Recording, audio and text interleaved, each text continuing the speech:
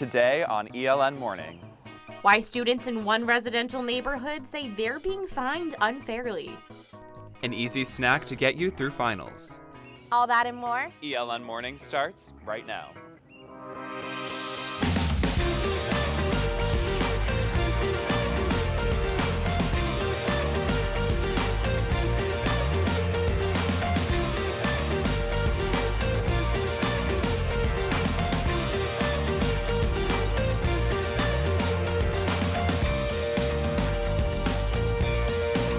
Good morning and thanks for joining us for the last ELN morning of the semester. I'm Megan Lynn. And I'm Brian Ray.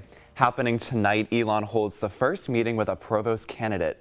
Elizabeth Hudson is the Dean of the College of Arts, Media, and Design at Northeastern University.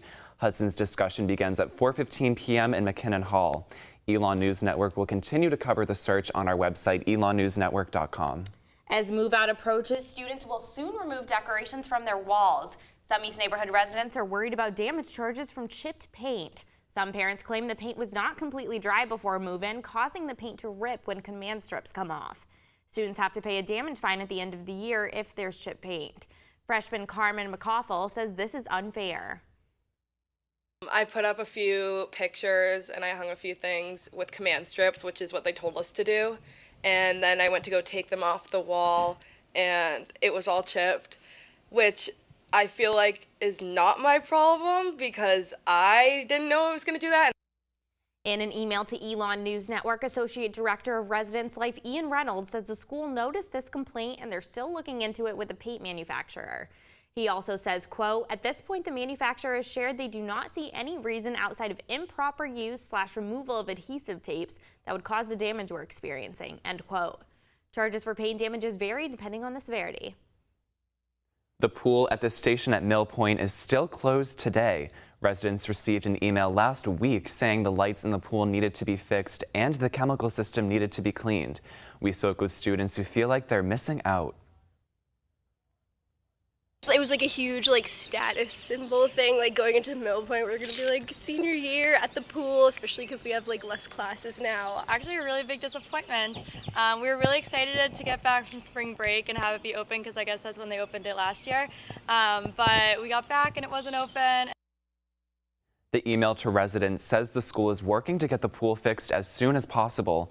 ELN News Network contacted Physical Plant and Campus Recreation and Wellness for an update on when the pool will be open, but have not received a response. May is Mental Health Awareness Month, and according to the National Alliance on Mental Illness, 1 in 5 adults in the U.S. experience mental illness each year.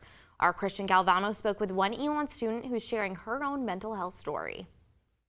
I was severely bullied and harassed. That affected me a lot. Alana Campbell has struggled with her mental health since high school. I would skip school.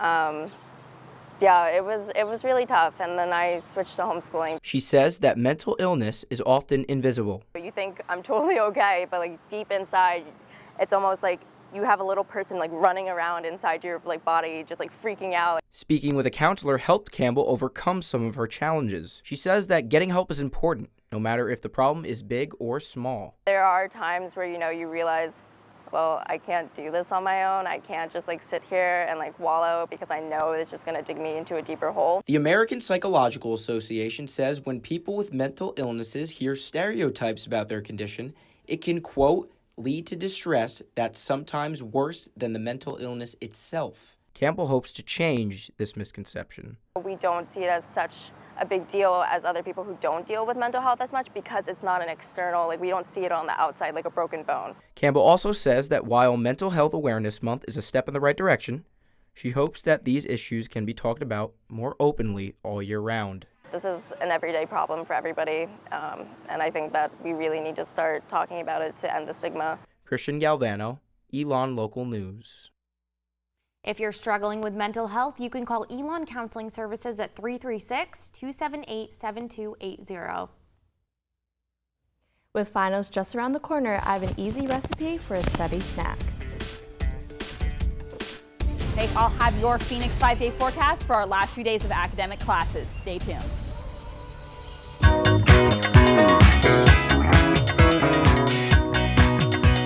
I'm here with Kristen Chan, who has a delicious trail mix recipe. Let's check it out.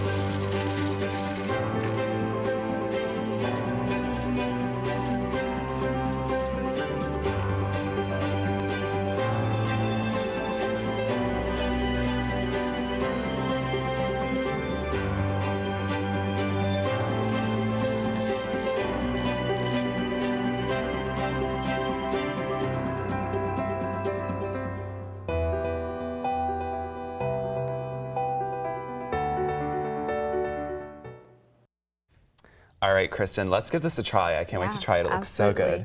There's a great balance of sweet and salty in there, so it's a great study break and something that is really good brain food also because of the nuts and stuff like that. And the cashews in there are also really good for just blood circulation.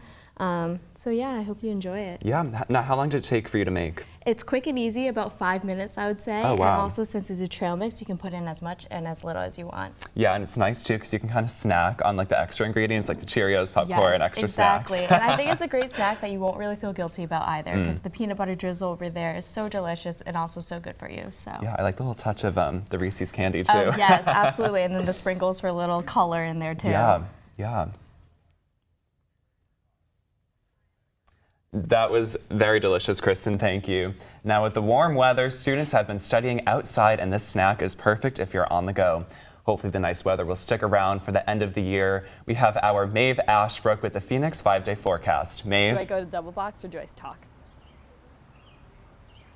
Thank you so much, Brian. Today it is a beautiful day out here on Citrone Plaza. There's a light breeze, which is a lot different from the humidity that we've been seeing the past few days. The high is 82 though, so you might want to watch out for a little humidity early this evening or later this afternoon. As far as our Phoenix 5-day forecast, this is a big one because it goes up to our final day of classes, which is this Tuesday. On Friday, we will be seeing a high of 81, but there is a slight chance of isolated thunderstorms all day, so watch out a little bit. On Saturday and Sunday, there is a very high chance of thunderstorms, so don't pack up your rain jacket and rain boots just yet. We're going to have to brave out one more weekend here at Elon with rain. On Saturday, the high is 76, and on Sunday, the high is 73. And then for Monday and Tuesday, we'll be seeing highs in that mid to low 70s area. On Monday, it's going to be 74, and on Tuesday, a high of 71. So again, we'll probably be seeing a lot of weather, a lot like this morning, a little bit less humidity. That's all the weather I have for you today. Back to y'all in the studio. Thanks, Maeve. This beautiful weather is certainly a great way to relax during finals, but coming up, we have an active way to relieve your final stress.